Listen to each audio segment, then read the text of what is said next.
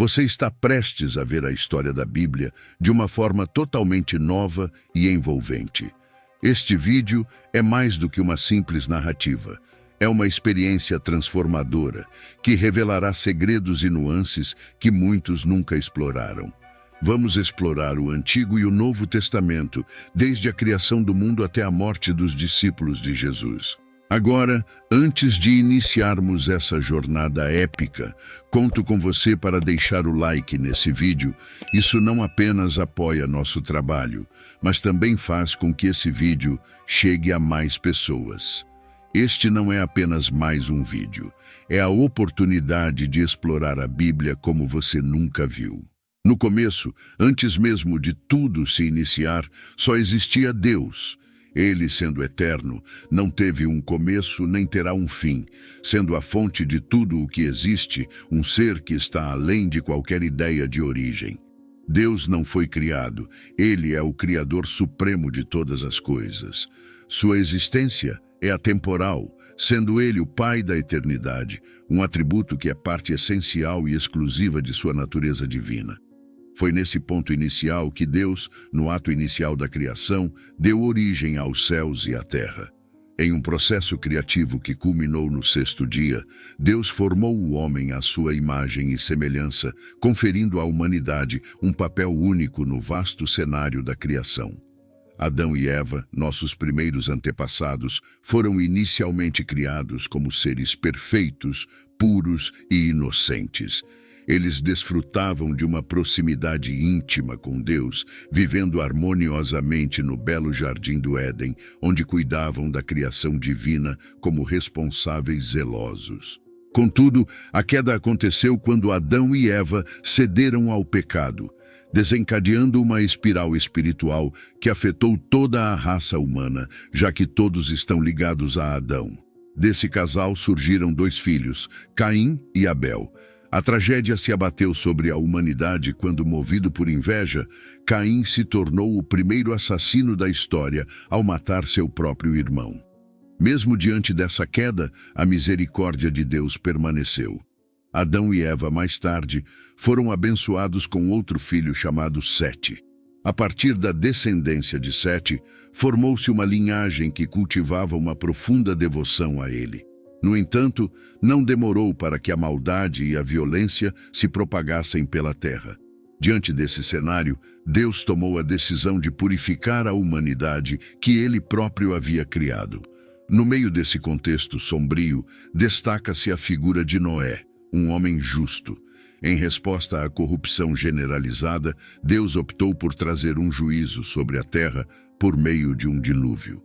Nesse momento crucial, Noé, juntamente com sua esposa e seus 3 filhos, Sem, Cam e Jafé, acompanhados de suas respectivas esposas, encontrou refúgio na arca que construíram obedecendo às instruções divinas. A saga pós-dilúvio revelou-se como um novo começo para a humanidade, tendo início com os filhos de Noé. Deus, então, guiou o repovoamento da terra por meio dessa linhagem. Sem tornou-se o ancestral das nações semitas, enquanto Cam foi designado como o progenitor das nações africanas e asiáticas. Por sua vez, Jafé desempenhou o papel de tronco das nações europeias. O curso da história divina continuou com a escolha de uma família específica para desempenhar um papel crucial na jornada messiânica. Abraão, nascido em Ur dos Caldeus, foi o escolhido. Ele abandonou sua terra natal e seus parentes, tornando-se um peregrino guiado pela fé. Ao longo de suas viagens, Abrão ergueu altares dedicados a Deus, demonstrando sua devoção. Acompanhando Abrão estava seu sobrinho Ló, que viria a ser o progenitor de 2 nações, os Amonitas e os Moabitas. A trajetória de Abraão começou aos 75 anos, quando Deus lhe prometeu um filho, o herdeiro da promessa. A promessa incluía a garantia de que Abraão seria pai de uma nação numerosa e que todas as famílias da terra seriam abençoadas por meio dele.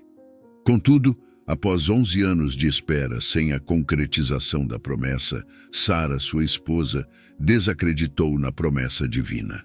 Ela ofereceu a Agar, sua serva, para que Abraão tivesse um filho. Dessa união nasceu Ismael, que se tornou o progenitor de uma grande nação, o povo árabe, marcando uma dinâmica histórica de conflito com o povo de Israel. A história de Abraão atingiu um ápice quando ele tinha 99 anos, momento em que Deus lhe apareceu e o instruiu a sair de sua tenda e contar as estrelas do céu. Nesse encontro divino, Deus reafirmou a promessa de uma descendência tão numerosa quanto as estrelas do céu e a areia do mar. No entanto, também revelou que essa descendência seria escrava por um período de 430 anos. Deus realiza uma mudança de grande significado no nome de Abraão, anteriormente interpretado como Grande Pai, transformando-o em pai de uma numerosa nação. Esse marcante evento ocorre antes do nascimento de seu filho prometido, Isaque, em um momento em que Abraão já completava 100 anos e sua esposa, Sara, atingia a expressiva idade de 90 anos. O casamento de Isaque com Rebeca, inicialmente marcado pela esterilidade dela, atravessa 2 décadas até que ela seja milagrosamente curada, dando à luz 2 filhos gêmeos, Esaú e Jacó. Enquanto Esaú se torna o ancestral dos Edomitas, Jacó, após um notável encontro espiritual, é renomeado como Israel, tornando-se o patriarca dos israelitas. A linhagem de Jacó é caracterizada por 12 filhos e uma filha. Através de José, o penúltimo na linhagem, a família de Jacó emigra para o Egito, totalizando 70 pessoas. No Egito, estabelecem-se na próspera região de Gósen, onde testemunham um notável aumento populacional. Após 400 anos nesse ambiente, aproximadamente 2 milhões de pessoas, incluindo 600 mil homens, além de mulheres e crianças, partem em uma jornada liderada por Moisés em direção à Terra Prometida. Contudo, o que deveria ser uma jornada de apenas 3 meses até a Terra Prometida se estende por 40 anos, devido à incredulidade do povo. Dos 12 espiões enviados para explorar a Terra, 10 retornam com um relatório desencorajador, instigando um levante contra Deus e Moisés. Ao se depararem com os gigantes na Terra Prometida, muitos se sentem insignificantes, duvidando do poder de Deus. Em resposta a essa descrença, Deus impõe um castigo severo, condenando aquela geração à morte no deserto. Somente Josué e Calebe, os 2 espiões que mantiveram a fé, são autorizados a entrar na Terra Prometida. O povo de Israel, após a espetacular jornada de 40 anos no deserto, viu cada dia equivaler a um ano de espiagem da Terra Prometida. Esse deserto, ao longo do tempo, transformou-se no maior cemitério do mundo, onde toda a geração que saíra do Egito pereceu, exceto os 2 corajosos homens que depositaram sua confiança em Deus, desafiando os gigantes da terra. Após essas 4 décadas de errância no deserto, seguiram-se 7 anos de conquista sob a liderança de Josué.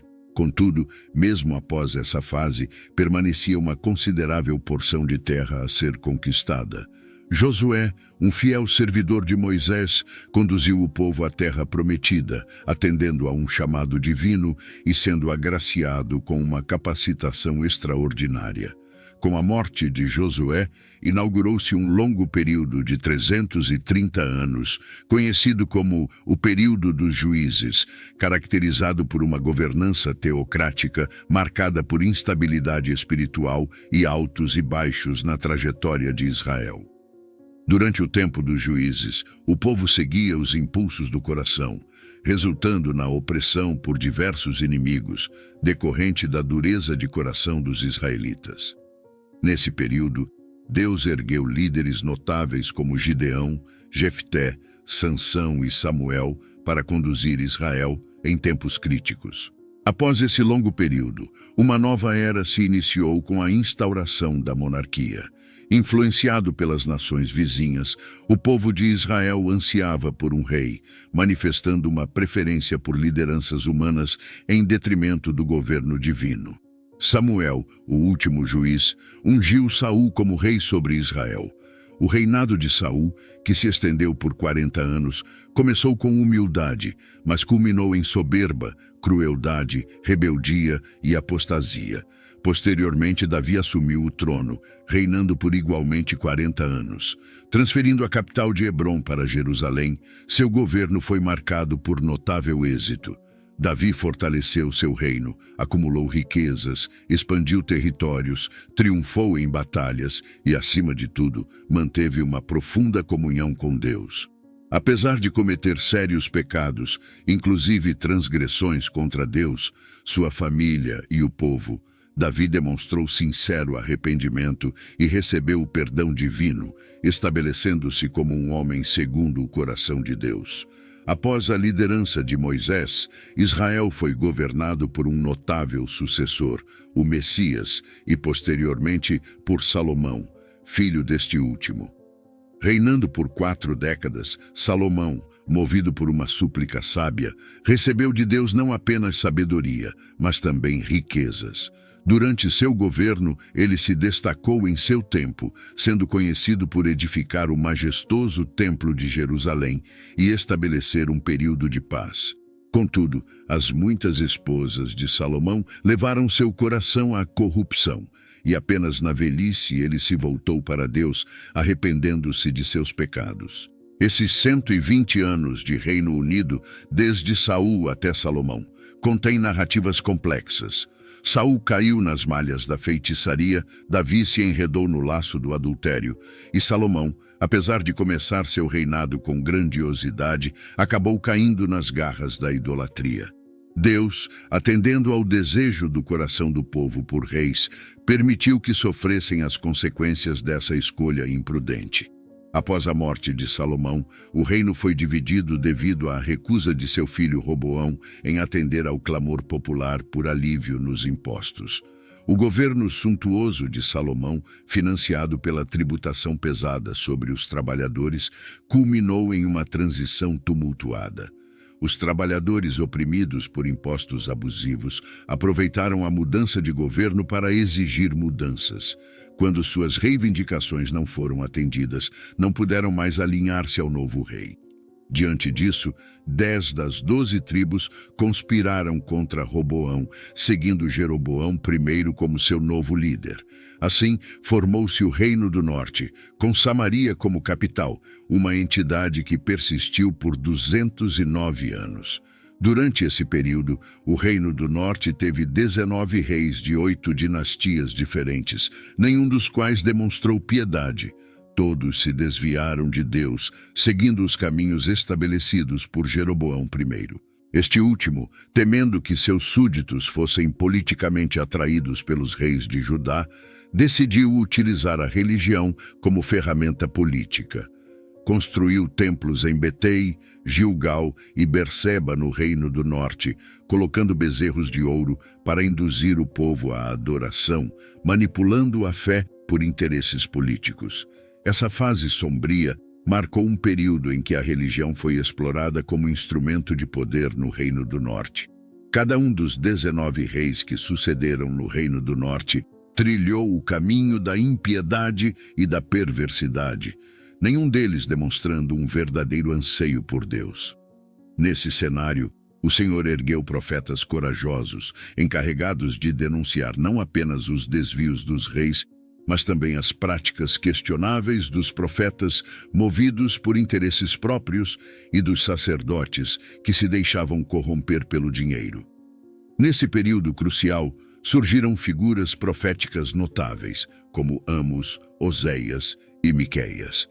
Esses mensageiros destemidos não se limitaram a confrontar os desvios nos altos escalões, mas levaram suas denúncias desde os palácios até as habitações mais simples, dos templos concorrentes até o comércio, das movimentadas ruas até os vastos campos. Suas palavras denunciaram a corrupção que permeava não apenas a esfera política, mas também uma religião que se desviara de sua verdadeira essência.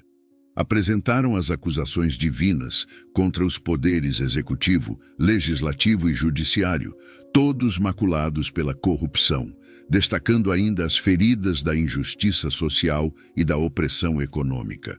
Apesar de convocarem incansavelmente o povo ao arrependimento, suas mensagens encontraram resistência e surdez nos ouvidos da nação.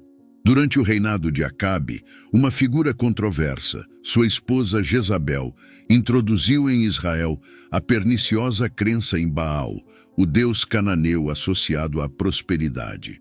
Diante dessa influência maligna, Deus ergueu o profeta Elias para desmascarar essa divindade pagã, derrubando a credibilidade do ídolo abominável. No mesmo contexto, Deus chamou Eliseu para suceder Elias, investindo-o com habilidades prodigiosas. Contudo, diante da contínua recusa de Israel em atender à voz divina, o Senhor empregou a linguagem da disciplina, trazendo a Assíria como instrumento de juízo contra a nação do norte. A Assíria, marcada por sua natureza expansionista e crueldade militar, tornou-se a vara da ira de Deus contra Israel. Conhecido por práticas brutais, o Império Assírio deixava um rastro de barbáries e atrocidades sempre que submetia um povo. Ao conquistar cidades ou vilarejos, o cenário era de corpos mutilados, com cabeças frequentemente empilhadas às portas das localidades conquistadas, impondo uma humilhação amarga aos habitantes. Após deportar o povo do norte para o cativeiro, o rei Sargão II adotou uma estratégia peculiar. Enviou à terra de Israel uma mistura de povos diversos, promovendo uma miscigenação racial. Essa tática visava enfraquecer o potencial de resistência de um povo conquistado. Dessa miscigenação, surgiu um povo híbrido conhecido como samaritanos, que viriam a se tornar inimigos acirrados do povo de Judá. No Reino do Sul, composto pelas tribos de Benjamim e Judá, governaram 20 reis ao longo do tempo. Vários desses líderes foram reconhecidos como piedosos, entre eles Asa, Josafá, Ezequias, Jotão, Uzias, Joás e Josias. Quando um rei virtuoso ascendia ao trono, os resultados eram notáveis: prosperidade econômica, crescimento moral, avanço social e desenvolvimento espiritual. Esses períodos de liderança virtuosa não apenas garantiam o bem-estar da nação do Sul, mas também consolidavam seu fortalecimento em diversas esferas da vida. No Reino do Sul, onde se esperava que o Messias surgisse da linhagem de Davi, uma única dinastia governou, visando orientar o povo de Judá. Deus, diante das necessidades do momento, suscitou vários profetas como Isaías, Miqueias, Joel, Sofonias e Jeremias. No entanto, a nação afundou profundamente na corrupção, recusando-se a ouvir a voz de Deus. Em resposta a essa obstinação, Deus aplicou a disciplina necessária, permitindo que o exército babilônico prevalecesse e entregasse o povo nas mãos de seus inimigos. Isso resultou no cativeiro babilônico para o povo de Judá, marcando a duração de 345 anos para o Reino do Sul, conhecido como Judá. Nabucodonosor, após 2 investidas, invadiu Jerusalém, destruiu seu magnífico templo e levou o povo ao cativeiro, deixando a cidade em completa desonra. Em cumprimento à profecia de Jeremias, o povo permaneceu no cativeiro babilônico por um período de 70 anos. Durante esses anos de cativeiro, Deus levantou notáveis profetas, incluindo Jeremias, Ezequiel e Daniel.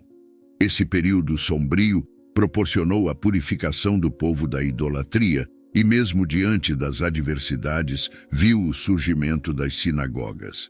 Ao término do prazo estabelecido por Deus, o povo de Judá retornou à sua terra natal.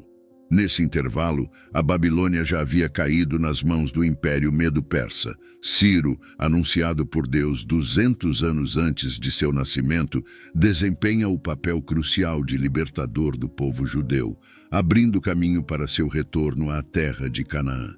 O processo de retorno acontece em 3 fases distintas. Inicialmente, liderados por Zorobabel, eles se dedicam à reconstrução do templo. Em seguida, com Esdras à frente, focam no ensino da lei. Por fim, sob a liderança de Neemias, concentram-se na reconstrução dos muros e na reestruturação política e espiritual. Os desafios se apresentam desde o início da reconstrução do templo, após o retorno do cativeiro. Os samaritanos tentam, de maneira astuta, unir-se aos judeus na obra, visando desestabilizá-los.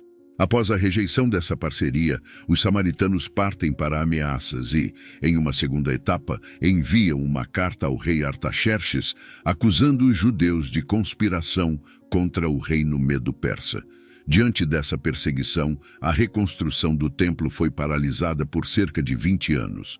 Nesse intervalo, o povo relaxa em seu zelo pela casa de Deus, voltando-se para seus próprios interesses, priorizando a construção e embelezamento de suas casas em detrimento do templo em ruínas.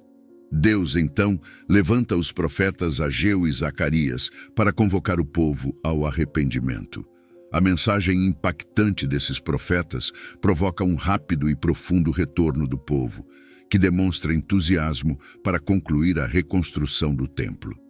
Um notável despertamento espiritual ocorre, acompanhado por uma restauração nas famílias e no sacerdócio, resultando em um retorno sincero a Deus. Após aproximadamente 100 anos, uma nova geração surge, mantendo a frequência ao templo, mas desonrando a Deus. Praticam sacrifícios com animais defeituosos, desprezam a mesa do Senhor e testemunham a corrupção dos sacerdotes, que negligenciam o ensino da palavra de Deus. A instituição familiar é profundamente impactada, levando a casamentos desmoronando e terminando em divórcio. O povo, descrente no julgamento divino, relaxa na devolução dos dízimos, mantendo a frequência ao templo, mas distanciando-se de Deus. Nesse período, Deus levantou Malaquias como profeta, chamando o povo ao arrependimento e marcando o encerramento do Antigo Testamento cerca de 400 anos antes de Cristo. Após o ministério de Malaquias, entramos em um extenso intervalo de 400 anos conhecido como o período interbíblico ou o período do silêncio profético. Durante essa época, foram produzidos os livros históricos religiosos não canônicos, os chamados livros apócrifos. Paralelamente, ocorreu a tradução do Antigo Testamento do hebraico para o grego, resultando na renomada versão conhecida como Septuaginta. Nesse contexto, o Império Medo-Persa cedeu lugar ao Império Grego, liderado por Alexandre o Grande. Alexandre, após conquistar diversas nações e reinos, faleceu precocemente aos 30 anos. Sua morte foi atribuída a causas naturais, embora as circunstâncias exatas permaneçam um mistério. O líder grego, ao lamentar por não ter mais terras a conquistar, deixou um legado significativo ao disseminar a cultura helênica e a língua grega, elementos cruciais para a rápida propagação do Evangelho. Após a morte de Alexandre, o império que ele construiu foi dividido entre 4 de seus generais, destacando-se os Ptolomeus no Egito e os Seleucidas na Síria, ambos frequentemente em conflito pelo controle de Israel. Nesse período, Antíoco Epifânio provocou indignação entre os judeus ao sacrificar um porco no altar do templo em Jerusalém, considerado um ato abominável. Isso desencadeou a Guerra dos Macabeus, liderada por Judas Macabeu, que após derramamento considerável de sangue, obteve vitória. Contudo, no ano 63 a.C., Pompeu conquistou Jerusalém, colocando Israel sob domínio romano. Antípater, da família Idumeia, foi nomeado governante em Israel. Após sua morte, seu filho Herodes ascendeu ao trono. Herodes o Grande destacou-se como administrador, expandindo e embelezando o Templo de Jerusalém, construindo o porto de Cesareia para fomentar o comércio e facilitar viagens missionárias. Ele também ergueu a fortaleza de Massada, diversos palácios e fortalezas. Embora tenha alcançado feitos notáveis, Herodes era um líder inseguro e violento, atormentado pelo medo de perder o trono. Ao casar-se com Mariana, da nobreza, ele ordenou o massacre de todos os nobres de sua família por temer ameaças ao seu reinado. ao nomear seu sobrinho Aristóbulo, com apenas 17 anos, como sumo sacerdote de Jerusalém, e perceber que ele ganhava a simpatia do povo, Herodes ordenou sua execução. Sua sogra, temendo por sua vida, fugiu para o Egito, mas Herodes enviou emissários para persegui-la e assassiná-la. César Augusto convocou Herodes a Roma devido às suas ações brutais. Antes de partir, ordenou o assassinato de sua esposa, Mariana, temendo uma conspiração contra ele durante sua ausência. Mais tarde, enviou 2 de seus filhos a Roma para estudar. Ao regressarem, sua irmã Salomé sugeriu que os filhos estavam mais capacitados para assumir o trono, o que levou Herodes a uma resposta drástica. Ordenou a estrangulação de ambos. Em seus momentos finais, fez Salomé jurar que mataria pelo menos um nobre de cada família em Jerusalém, buscando provocar luto em seu funeral. Esse foi o mesmo homem que ficou alarmado ao ouvir dos magos sobre o nascimento de um menino em Belém da Judéia, destinado a ser o rei de Israel. Após a morte de Herodes, por volta do ano 4 a.C., seu reino foi dividido entre 4 de seus filhos. Arquelau, um desses filhos, reinava sobre a Judéia, Samaria e Edom. No entanto, sua governança foi desastrosa, levando os judeus a solicitar aos romanos sua remoção. Roma, preocupada com os constantes problemas na Judéia, instalou um procurador ou governador romano, marcando o início do governo direto dos romanos na região. Naquela época, sob o governo de Pôncio Pilatos, o povo escolhido de Deus enfrentava desafios políticos e opressão, sendo governado pelos herodianos e sujeito ao domínio romano. Esse contexto gerou uma esperança sem precedentes na vinda do Messias como um libertador e redentor da servidão. Foi nesse cenário que Jesus nasceu em Belém da Judéia, cumprindo profecias bíblicas. O Eterno encarnou, habitando entre os homens com graça e verdade. Ele assumiu a humanidade, experimentou a humildade, compartilhou as vivências terrenas, sentindo as dores e lágrimas da humanidade. Na cruz, carregou os pecados e ressurgiu em glória para a justificação. As influências das culturas helênica e romana se entrelaçaram à contribuição judaica na vinda do Messias. No nascimento de Jesus, a Palestina estava sob o domínio romano. Diante da perseguição de Herodes, José e Maria fugiram com o menino Jesus para o Egito, retornando após a morte do rei. Estabeleceram-se em Nazaré, onde Jesus cresceu como filho de um carpinteiro. Aos 30 anos, iniciou seu ministério, sendo batizado por João Batista no Jordão, identificando-se com os pecadores. Enquanto Jesus orava nas margens do Jordão, os céus se abriram e o Pai proclamou: "Este é meu Filho amado, em quem muito me agrado." Naquele exato momento, o Espírito Santo desceu sobre Jesus em forma de pomba, conferindo-lhe poder para iniciar seu ministério. Do Jordão, Jesus foi conduzido pelo Espírito Santo ao deserto, onde jejuou por 40 dias e 40 noites, sendo tentado pelo diabo. Em 3 investidas, Satanás procurou derrubar Jesus, mas o Filho o venceu no deserto, empunhando a espada do Espírito, a palavra de Deus. O primeiro Adão caiu no paraíso diante do diabo, mas o segundo Adão triunfou no deserto. Após o deserto, cheio do Espírito Santo, Jesus dirigiu-se à Galileia, passando por Nazaré, onde passou a maior parte de sua vida.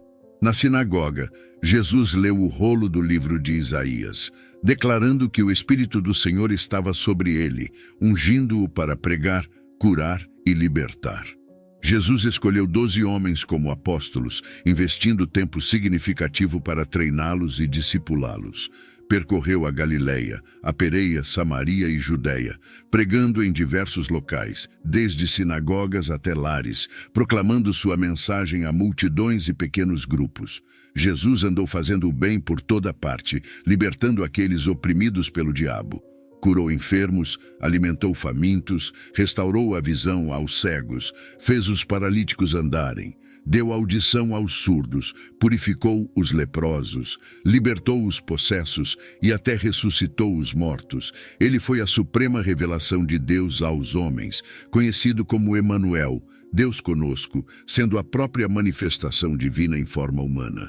Jesus veio com uma missão clara: morrer por todos aqueles que o Pai lhe deu, nasceu para morrer, para que nós pudéssemos viver. O apóstolo Paulo afirmou categoricamente que Jesus morreu pelos nossos pecados. Segundo as Escrituras, ele foi sepultado e ressuscitou ao terceiro dia. Sua morte não foi acidental, nem sua ressurreição.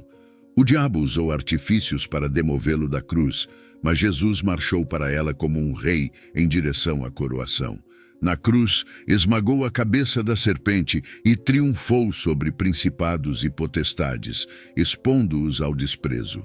Na consumação da obra da redenção, Jesus, ao ser crucificado, assegurou nossa libertação, vencendo a morte ao ressuscitar no terceiro dia para a nossa justificação. Antes de ascender aos céus, Jesus orientou seus discípulos a permanecerem em Jerusalém, aguardando a promessa do Pai e a capacitação pelo Espírito Santo. No livro de Ateós, no capítulo 1, versículo 8, Jesus não apenas fala sobre a capacitação, mas também fornece a estratégia de ação. Ser testemunha em Jerusalém, em toda a Judéia, Samaria e até os confins da terra. Após o Pentecostes, a igreja experimentou um notável crescimento em Jerusalém, com multidões se convertendo e se agregando. O crescimento e a expansão da igreja em Jerusalém são detalhadamente registrados por Lucas até o capítulo 7 de Atos. Entretanto, à medida que a igreja ainda estava predominantemente na Judéia, Deus permitiu uma perseguição que a dispersou, levando os crentes a disseminar a palavra por onde iam. Nesse cenário, Filipe se destaca ao chegar a Samaria, superando barreiras e pregando o evangelho com poder. As pessoas se alegravam ao ouvir e ver coisas que Deus fazia por intermédio de Filipe, um diácono e pregador.